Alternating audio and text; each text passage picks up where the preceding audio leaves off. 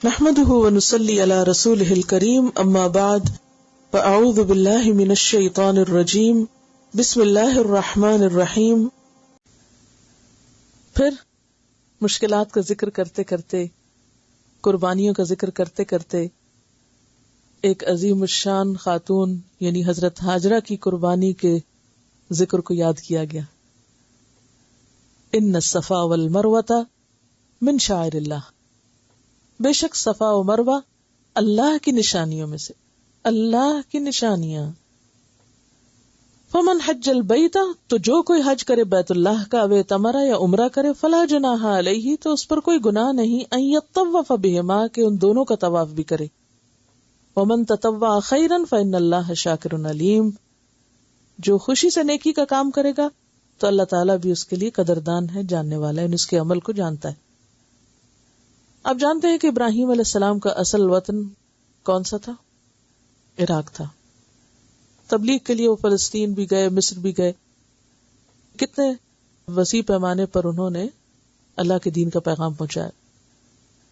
بہرحال اللہ تعالیٰ نے انہیں حکم دیا کہ وہ اپنی بیوی اور بچے کو مکہ میں چھوڑ دیں. انہوں نے چھوڑ دیا. جب وہ انہیں تنہا وہاں ویرانے میں چھوڑ کے جانے لگے تو ان کی بیوی نے پوچھا کہ آپ خود جا رہے ہیں اور ہمیں یہاں چھوڑ رہے ہیں، کیا اللہ کا حکم ہے؟ تو آپ نے اشارے سے کہا اللہ کا حکم. تو اتنی ایمان والی تھی، کہنے لگی پھر اللہ ہمیں ضائع نہیں کرے گا. اگر یہ اللہ کے حکم سے ہمیں آپ یہاں چھوڑ رہے ہیں تو پھر اللہ ہی ہمارا حافظ ہے، اللہ ہی ہماری حفاظت کرے گا، پھر نہیں ہم ضائع ہوتے. ایک خاتون کا ایمان ہے یہ. بہرحال جب چلے جاتے ہیں، تھوڑا سا مشکیزے میں پانی ختم ہو جاتا ہے، کھانا ختم ہو جاتا ہے، بچہ جو ہے وہ ساتھ ہے.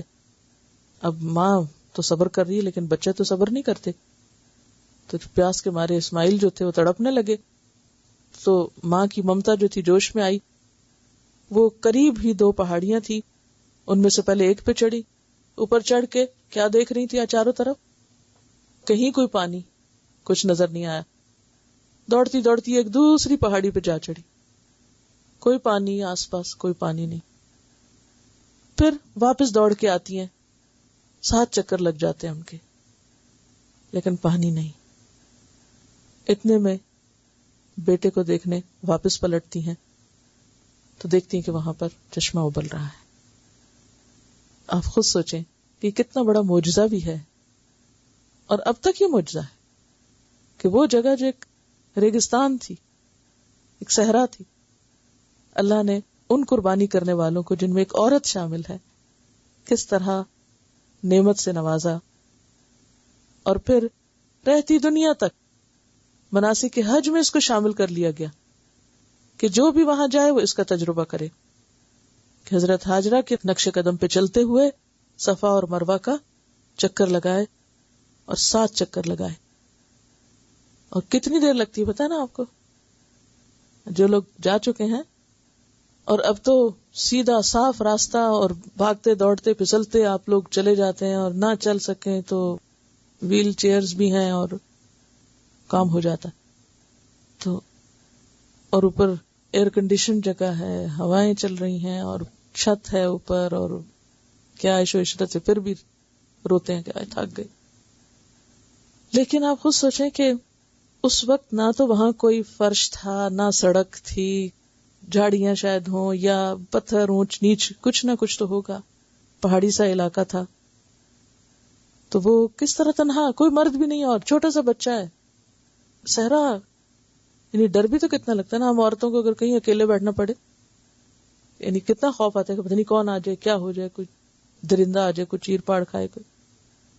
کوئی گھر بھی نہیں وہاں، آپ کو پتا نا، گھر تو بعد میں بنا. گھر بھی کوئی نہیں، نہ کھانے کو، نہ پینے کو، نہ گھر، جو انسان کی بیسک نیسیسٹیز وہ بھی نہیں. اور وہ چکر لگا رہی، آ رہی ہیں، جا رہی. تو اللہ تعالیٰ کو ان کی یہ ادا اتنی پسند آئی کہ اللہ تعالیٰ نے ان 2 پہاڑیوں کو اپنی نشانیاں کہا. حالانکہ کیا تھیں یہ؟ حضرت ہاجرہ کے قدموں کے نشان یہاں پڑے اور انہوں نے ان پہاڑیوں پہ قدم رکھا اور چڑھی. لیکن اللہ تعالیٰ نے کس طرح قبول کیا ان کا عمل کہ اس کو فرمایا من شعائر اللہ، کہ اللہ کی نشانیوں میں سے ہے. یہاں پہنچ کے اللہ یاد آتا ہے. شاعر کا لفظ بھی شعر سے، شعور بھی اسی سے، یعنی اللہ کی پہچان کرانے والی جگہ ہیں. بخاری کی روایت میں آتا ہے، عاصم بن سلیمان کہتے ہیں کہ میں نے انس بن مالک سے اس آیت کے بارے میں پوچھا تو انہوں نے کہا کہ ابتدائے اسلام میں ہم سب اسے جاہلیت کی رسم سمجھتے تھے، کہ شاید یہ دور جاہلیت میں لوگ یہاں آنے جانے میں انہوں نے یہ رسم ایجاد کی، لہٰذا ہم نے اسے چھوڑ دیا کہ یہ غیر مسلموں کا طریقہ ہے، اس لیے ہم نہیں کرتے اس کو. تو اس پر فرمایا نہیں، یہ دور جاہلیت کی رسم نہیں، یہ تو ہاجرہ کا طریقہ ہے.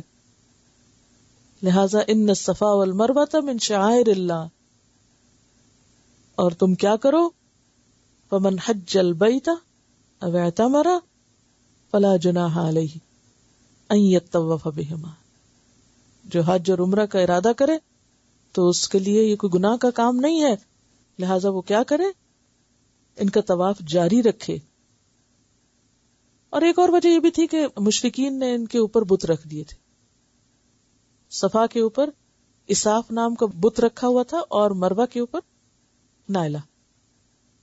تو وہ سمجھتے تھے شاید یہ پھر بتوں کی پرستش میں نہ آ جائے، اس لیے ہم طواف نہیں کرتے ان پہاڑیوں کا. تو فرمایا نہیں، یہ تو اللہ کی نشانیاں ہیں اور تم پر کوئی گناہ نہیں کہ تم یعنی اپنی سب خلش دور کر لو، شک و شبہ دور کر لو، یہ تو اللہ کی نشانیاں ہیں، لہٰذا ان کا طواف کرو. اور پھر ساتھ ہی فرمایا ٹھیک ہے، ایک تو ہے رسپانسبلٹی طواف کی، عمرے کی ایک ریکوائرمنٹ ہے، لیکن فرمایا وَمَن تَطَوَّعَ خَيْرًا، جو خوشی سے یہ کام کرے گا. یعنی اس وقت جب وہ دوڑ لگ رہی ہوتی ہے نا تو انسان لازماً تھکتا ہے، تو فرمایا کہ نہیں، خوشی سے یہ کام کرو. وَمَن تَطَوَّعَ خَيْرًا، جو خوشی سے یہ کام کرے گا، یعنی دل کی رغبت کے ساتھ، محض ایک بوجھ سمجھ کے نہیں کہ ابھی چکر پورے کرنے ہیں، نہیں.